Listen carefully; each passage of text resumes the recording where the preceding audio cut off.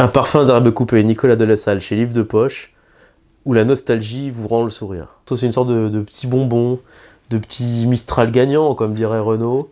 C'est-à-dire qu'en lisant Un parfum d'herbe coupée de Nicolas de la Salle, bah, finalement, on se retrouve tous dans la voiture de nos parents sur l'autoroute des vacances, en train de regarder les R25. Enfin, moi, c'était les R25 à mon époque.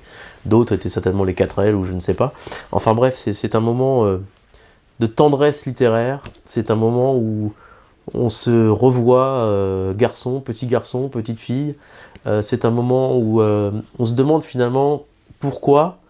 C'est un peu le postulat du livre, c'est pourquoi on se souvient de telle ou telle chose. Pourquoi je me souviens d'un voyage à Bordeaux dans la R9 de mon père en 1984.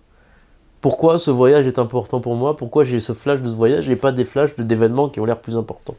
Et en fait, à travers cette question un peu finalement euh, futile et pas très intéressante, Nicolas de La Salle trouve une façon de la raconter, une façon de la dire, une façon de nous y amener, qui nous donne des réponses, qui donne des réponses, qui nous fait rire, parce que finalement c'est quand même assez drôle quand on se souvient du premier clip de Michael Jackson, Thriller, ou que, voilà, enfin toutes ces choses-là sont des trucs qui nous ont constitué des petites pépites.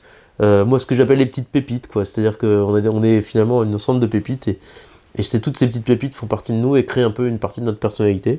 C'est ces petites touches que Nicolas de La Salle raconte avec beaucoup d'émotion, beaucoup de sensibilité. Et vraiment, c'est un... Voilà, moi, c'est comme si j'avais mangé un bonbon, une langue de chat piquante que j'achetais à la librairie verte à côté de mon école quand j'étais au collège. Donc vraiment, lisez ce livre, vous allez passer un excellent moment.